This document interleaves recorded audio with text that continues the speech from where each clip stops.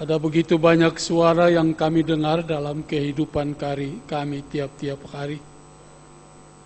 Suara-suara dari manusia dan dunia ini yang seringkali menakutkan dan membingungkan kami. Oleh karena itu Tuhan, biarlah saat ini kami boleh berteduh diri di hadapan Tuhan dengan hati yang sungguh-sungguh terbuka, hanya untuk mendengarkan firman dan suara Tuhan.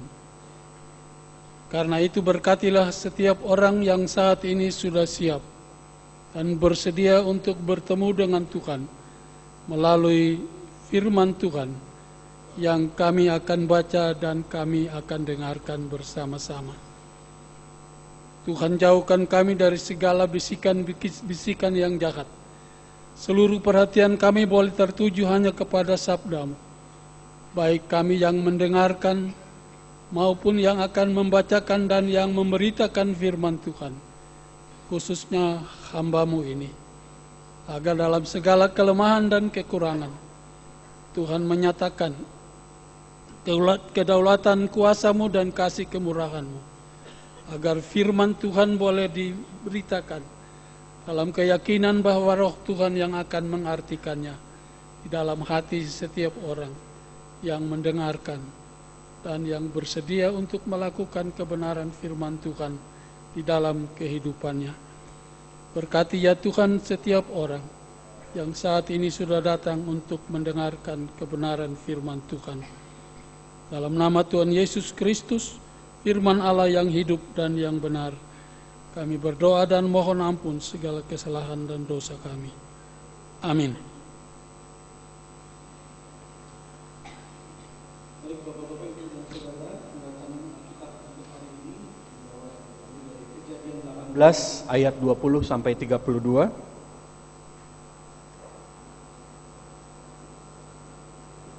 Kejadian 18 ayat 20 sampai 32. Sesudah itu berfirmanlah Tuhan, sesungguhnya banyak keluh kesah orang tentang Sodom dan Gomora, dan sesungguhnya sangat berat dosanya. Baiklah aku turun untuk melihat apakah benar-benar mereka telah berkelakuan seperti keluh kesah orang yang telah sampai kepadaku atau tidak. Aku hendak mengetahuinya. Lalu berpalinglah orang-orang itu dari situ dan berjalan ke Sodom. Tetapi Abraham masih tetap berdiri di hadapan Tuhan. Abraham datang mendekat dan berkata, apakah engkau akan melenyapkan orang benar bersama-sama dengan orang fasik? Bagaimana sekiranya ada 50 orang benar dalam kota itu? Apakah engkau akan melenyapkan tempat itu dan tidakkah engkau mengampuninya karena ke-50 orang benar yang ada di dalamnya itu? Jauhlah kiranya daripadamu untuk berbuat demikian, membunuh orang benar bersama-sama dengan orang fasik, sehingga orang benar itu seolah-olah sama dengan orang fasik. Jauhlah kiranya yang demikian daripadamu. Masakan hakim segenap bumi tidak menghukum dengan adil? Tuhan berfirman, jika kudapati 50 orang benar dalam kota Sodom, aku akan mengampuni seluruh tempat itu karena mereka. Abraham menyahut, sesungguhnya aku telah memberanikan diri berkata kepada Tuhan, walaupun aku debu dan abu. Sekiranya kurang 5 orang dari ke-50 orang benar itu, apakah engkau akan memusnahkan seluruh kota itu karena yang 5 itu? Firman-Nya, aku tidak memusnahkannya jika kudapati 45 di sana. Lagi Abraham melanjutkan perkataannya kepadanya, sekiranya 40 didapati di sana. Firman-Nya, aku tidak akan berbuat demikian karena yang 40 itu. Katanya, janganlah kiranya Tuhan murka kalau aku berkata sekali lagi, sekiranya 30 didapati di sana. Firman-Nya, aku tidak akan berbuat demikian jika kudapati 30 di sana. Katanya, sesungguhnya aku telah memberanikan diri berkata kepada Tuhan, sekiranya 20 didapati di sana. Firman-Nya, aku tidak akan memusnahkannya karena yang 20 itu. Katanya, janganlah kiranya Tuhan murka kalau aku berkata lagi sekali ini saja. Sekiranya 10 didapati di sana. Firman-Nya, aku tidak akan memusnahkannya karena yang 10 itu. Berbahagialah orang yang mendengar firman Tuhan serta memeliharanya. Haleluya.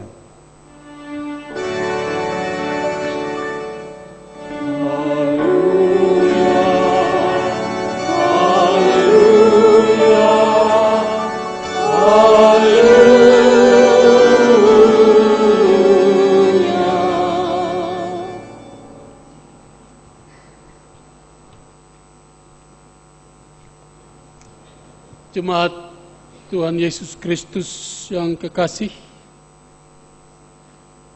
pertama-tama saya mengucapkan selamat pagi dan selamat hari Minggu kepada semua warga jemaat GKI Kebayoran Baru, kepada warga simpatisan jemaat GKI Kebayoran Baru, juga kepada warga pengunjung kebaktian GKI Kebayoran Baru, khusus pada pukul 10 hari ini. Kedua, saya mengucapkan selamat bertemu lagi kepada warga jemaat semuanya yang hadir pada pagi hari ini. Karena hari ini adalah kesempatan pertama pelayanan mimbar bagi saya di tengah-tengah jemaat ini. Kesempatan pertama untuk berkhotbah setelah sejak Januari 2012. Untuk 18 bulan saya tidak bisa berkhotbah karena sakit. Sakit yang cukup berat dan harus masuk keluar rumah sakit beberapa kali.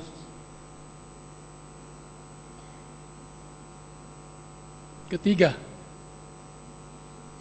saya mengucapkan banyak terima kasih dan penghargaan yang tulus kepada semua rekan pendeta jemaat,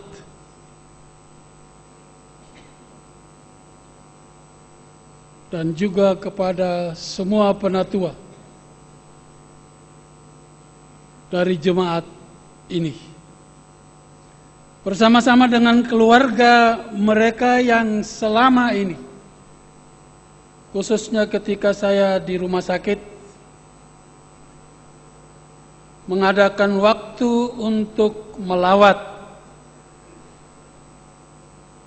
dan ikut mendoakan kesembuhan bagi saya.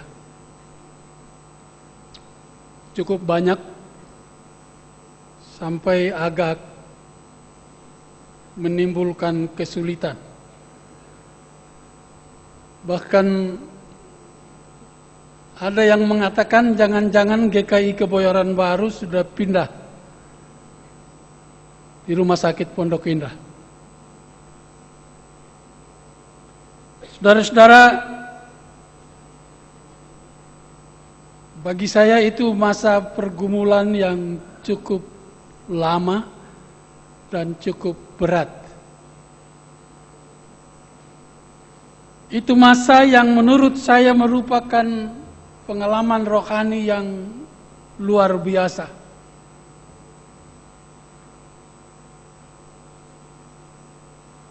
Ketika saya harus dirawat di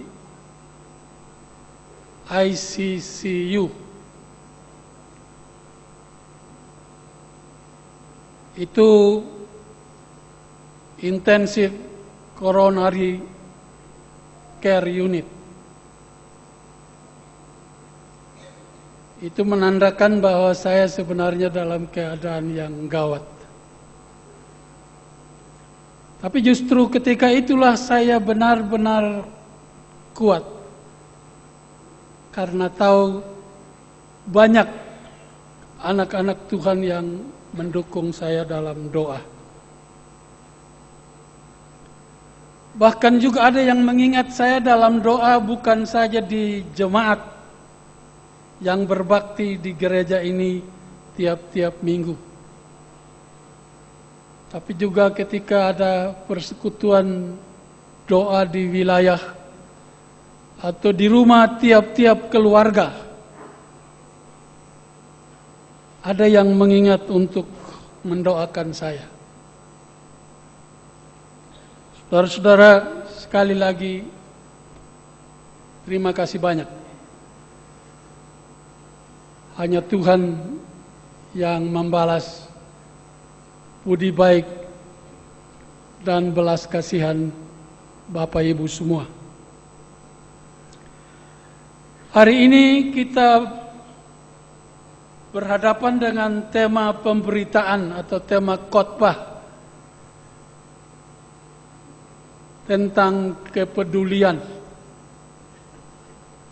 Peduli sebagai sikap Allah dan juga sikap manusia.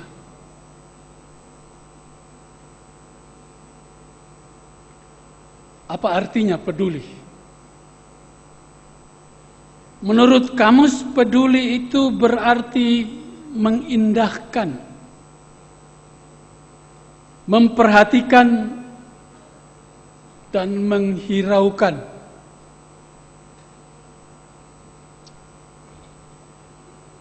Menyangkut sifat, sikap, dan tingkah laku atau perbuatan.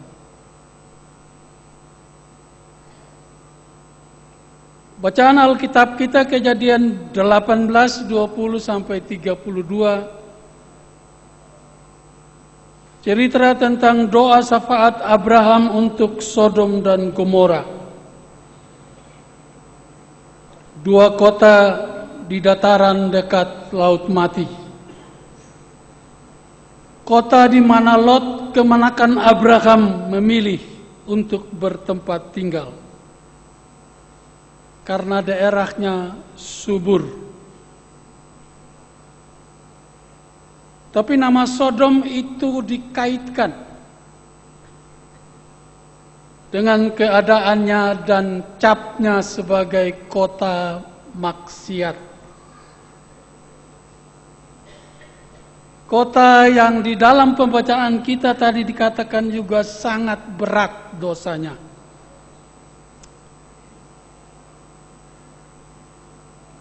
Kata Sodom mengingatkan pada kata sodomi. Sampai sekarang itu dipakai. Itu menunjukkan bagaimana kehidupan dan perilaku seksual di kota Sodom dan Gomora yang sudah begitu menyeleweng, tidak normal. Mungkin kalau bahasa sekarang, bahasanya dikatakan adalah komersialisasi seks yang luar biasa.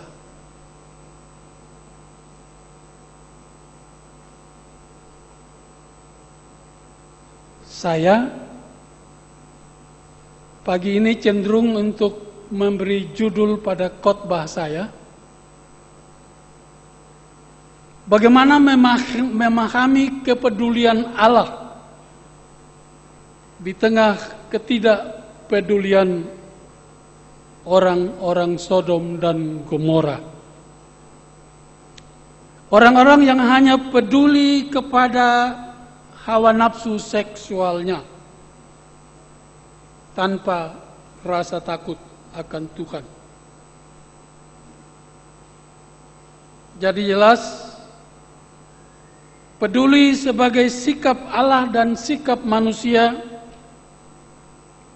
dalam konteks Sodom dan Gomora bukan saja tidak sama pengertiannya, tapi bahkan benar-benar bertentangan, bertolak belakang. Kepedulian Allah adalah kepedulian yang amat peduli, yang benar-benar peduli dengan jujur. Sebaliknya, pedulinya manusia adalah sikap yang bukan amat peduli, tetapi sebaliknya peduli amat. Tidak peduli sama sekali.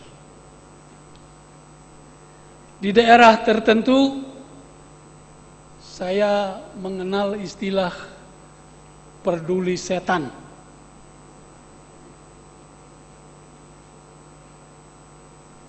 Kalau di Jakarta, emangnya gue pikirin. Nggak peduli itu berarti EGP. Kita kenal istilah-istilah itu. Itu dalam perkembangan perubahan kebudayaan, mungkin itu disebut bahasa gaul. Nah, oleh karena itu saudara-saudara memang memahami kepedulian Allah, apalagi di tengah-tengah konteks kota Sodom dan Gomora,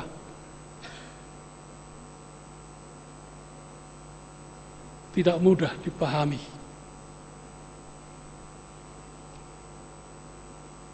Bahkan Abraham sendiri tidak memahami bahwa seorang hakim yang adil mau membinasakan, mau menghukum orang yang benar dan orang yang tidak benar bersama-sama.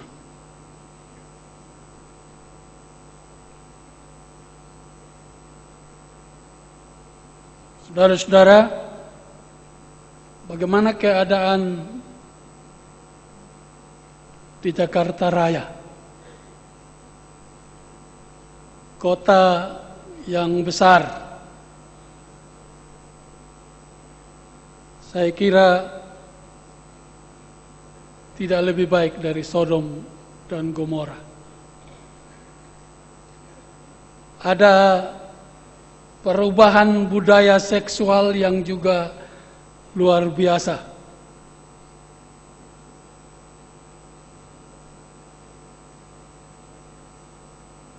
Baik secara sembunyi-sembunyi maupun secara terang-terangan.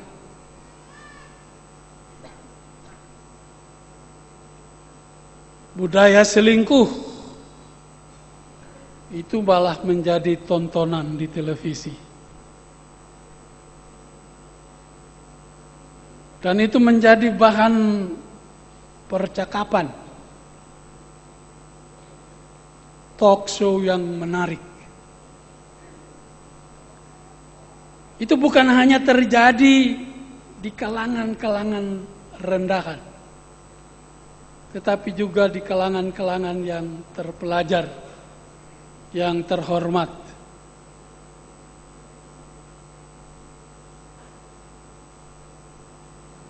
Ditambah lagi saudara-saudara, ketika itu dikaitkan dengan dosa besar yang lain, korupsi,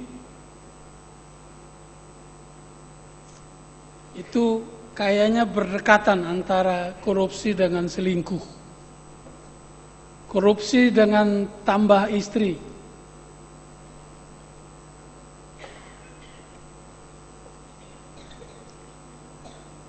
Ada pertanyaan saudara-saudara yang kadang-kadang terdengar iseng.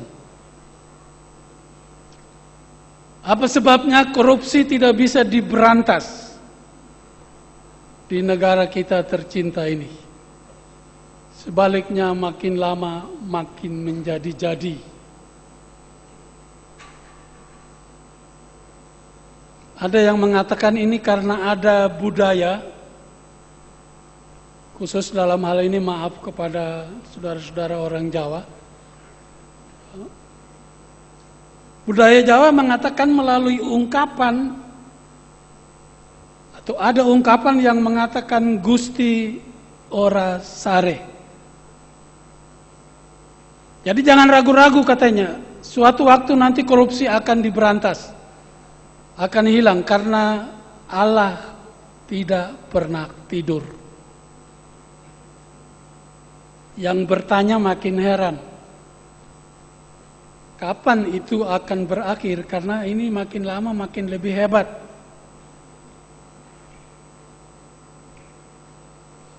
Saya mengatakan, kalau memakai ungkapan Gusti ora sare, mungkin ada orang yang berpendapat lebih baik korupsi sekarang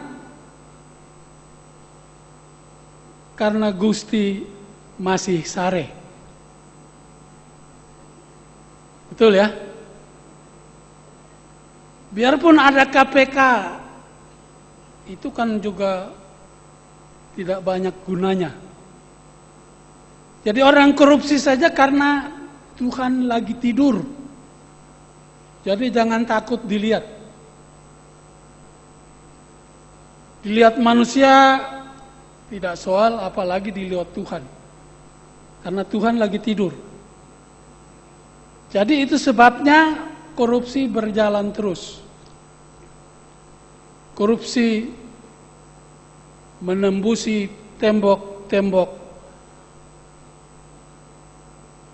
kantor-kantor sampai ke kantor-kantor pemerintahan. Kalau itu yang terjadi saudara-saudara, maka mungkin memang korupsi akan jalan terus. Kalau orang makin berpendapat bahwa korupsi jalan terus karena Gusti masih sare, Gusti lagi tidur, karena itu korupsi saja makin lama makin banyak nggak apa-apa. Tidak bisa dibayangkan bahwa korupsi akan bisa diberantas. Mumpung Tuhan masih tidur, semua orang boleh korupsi. Itu sebabnya makin lama juga makin sukar diberantas. Petugas-petugas yang seharusnya menegakkan hukum secara benar, secara adil, itu ternyata juga melakukan korupsi. Saudara-saudara, kalau begitu bagaimana kita memahami pembacaan Alkitab kita tadi? Bagaimana kita memahami kepedulian Allah, baik dalam konteks Sodom dan Gomora maupun dalam konteks kita sekarang? Sekali lagi, tidak mudah untuk kita memahaminya. Tapi saya mau memberikan beberapa kata kunci untuk kita pahami dan kita pergunakan untuk sedapat mungkin memahami betapa kepedulian Allah itu luar biasa. Kata yang pertama adalah supaya kita tahu bahwa Allah punya rencana atas segala sesuatu. Allah punya rencana atas dunia ciptaannya dan makhluk manusia ciptaannya.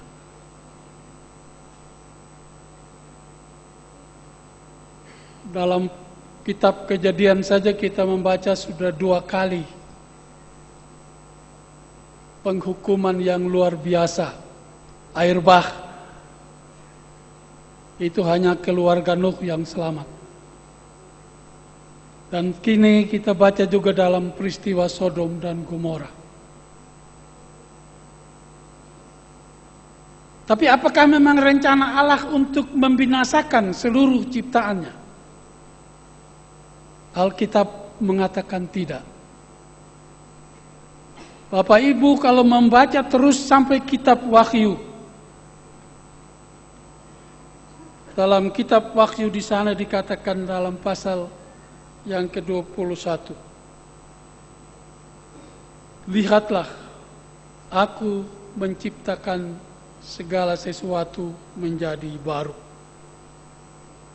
Rencana Allah bukan berakhir kepada kehancuran, tetapi kepada pembaharuan.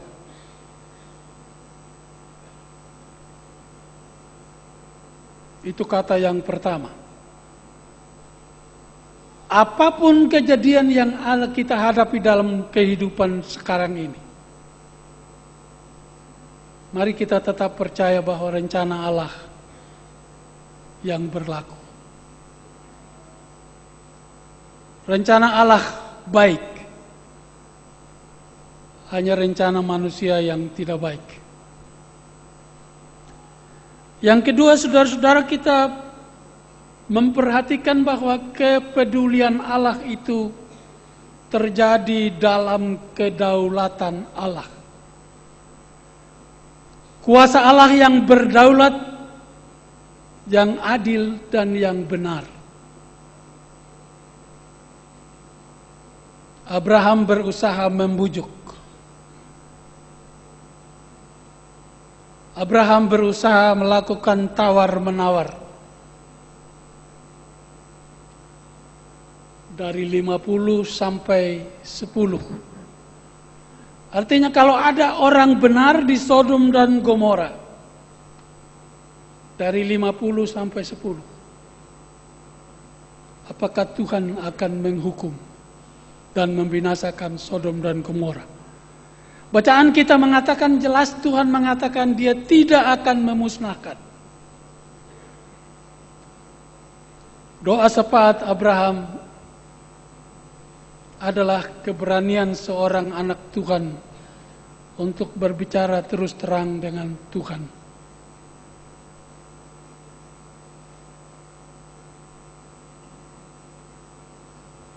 Tapi Allah tetap berdaulat. Allah tetap melakukan kedaulatannya dengan adil dan benar. Yang salah tetap dihukum.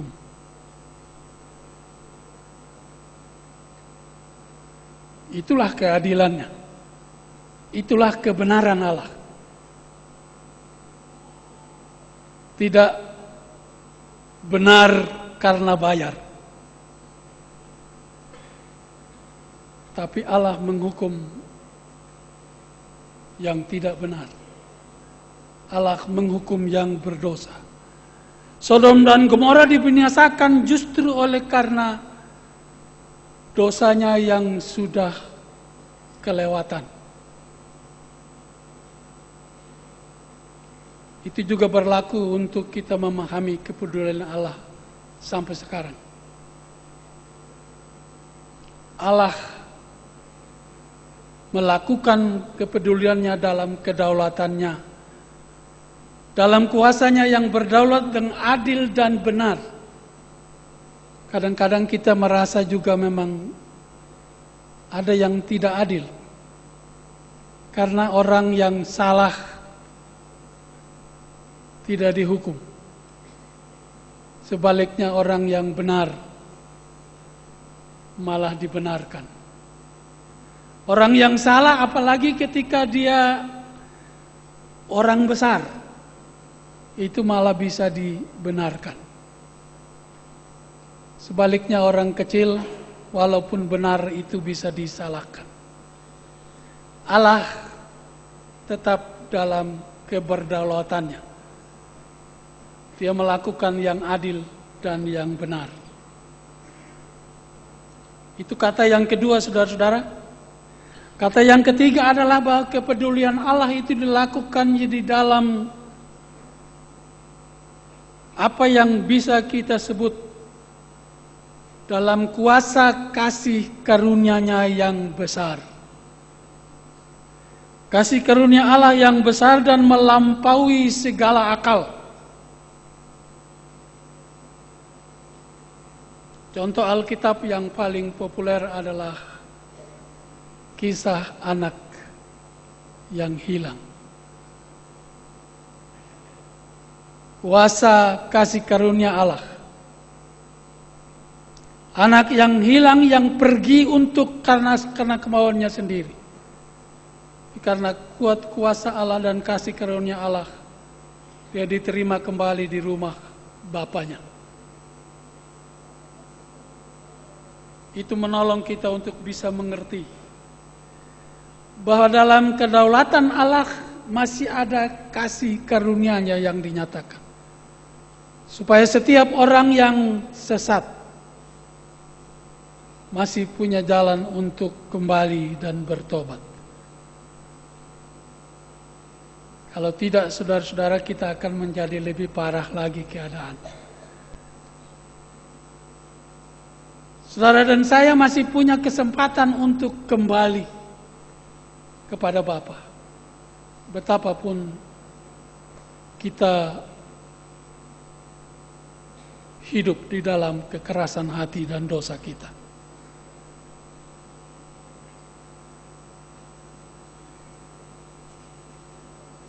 Yang terakhir, saudara-saudara,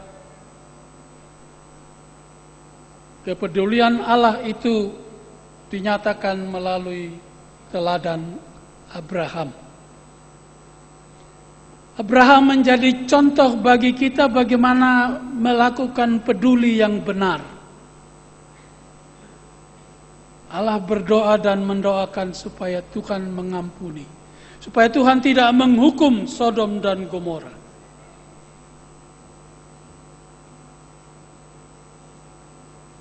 Apakah kita pernah menaikkan doa syafaat untuk saudara-saudara kita yang kita anggap tidak benar? Yang kita anggap tidak adil? Abraham memberi teladan. Oleh karena itu disebut Bapa segala orang percaya.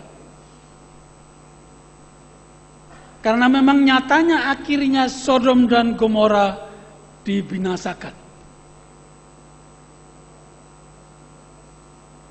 Hanya Lot dan keluarga Abraham yang selamat.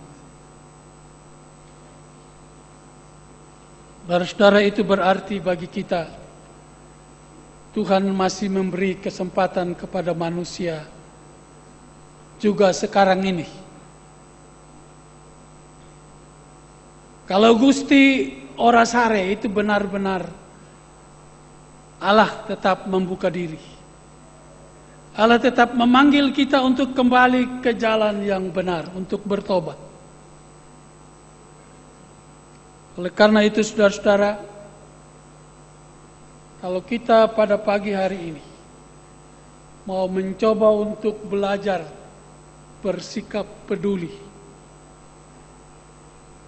mari kita meneladani kepedulian Abraham yang setia dan tekun berdoa bagi orang-orang Sodom dan Gomora, bagi lingkungan di mana dia hidup, betapapun jatuh dalam dosa yang berat, yang besar. Oleh karena itu, saudara-saudara, hari ini saudara dan saya masih bisa mendengarkan berita kasih karunia, tentang kasih karunia Allah yang memanggil kita untuk kembali kepada jalannya yang benar.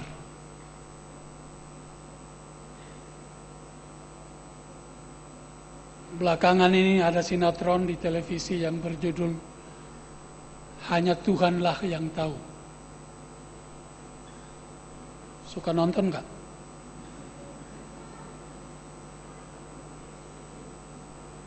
Jangan itu dipakai untuk mengatakan kalau Tuhan yang tahu kan berarti saya nggak usah cepat-cepat kembali. Nanti aja kalau saya mau baru saya kembali. Enggak.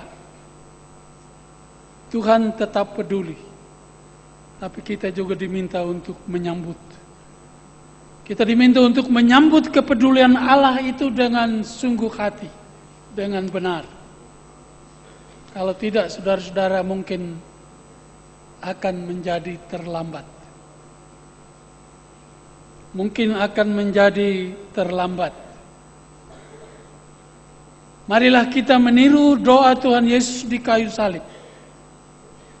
Kalau kita mau menaikkan doa syafaat kepedulian kita. Kita berkata seperti Kristus, bukan kehendakku Bapa, tapi kehendakmu jadilah. Baik itu bagi doa pribadi saudara maupun juga kita semua. Atau doa syafaat kita bagi keluarga kita. Doa syafaat kita bagi orang tua, bagi anak-anak. Doa syafaat kita bagi jemaat kita. Biar kehendak Tuhan yang jadi, bukan kehendak kita. Dengan begitu, kita boleh belajar bersikap peduli yang benar. Dan kemudian kita juga benar-benar peduli kepada orang lain di dalam menjalani kehidupan ini.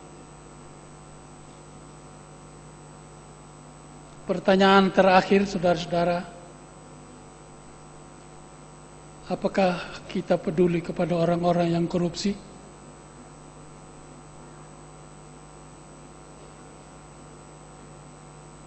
Paling banyak kita mengatakan itu urusan KPK, bukan urusan kita. Tapi kalau saya tanya apakah kita peduli kepada bangsa dan negara kita dalam keadaannya yang paling jelek, yang tidak habis-habis korupsinya. Mari hari ini saudara-saudara kita belajar meniru teladan Abraham. Betapapun juga kita serahkan segala sesuatu di dalam kepedulian Allah. Tapi itu tidak menghilangkan tanggung jawab kita untuk berdoa bagi bangsa dan negara kita. Juga bagi keluarga dan sanak saudara kita. Amin.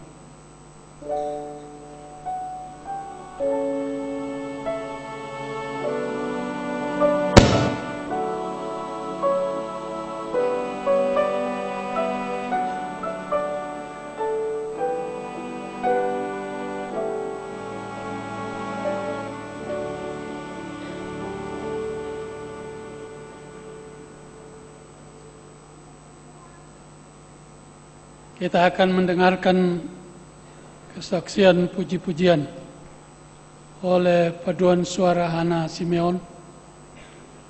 Lagu pujian yang berjudul Damai di Dunia.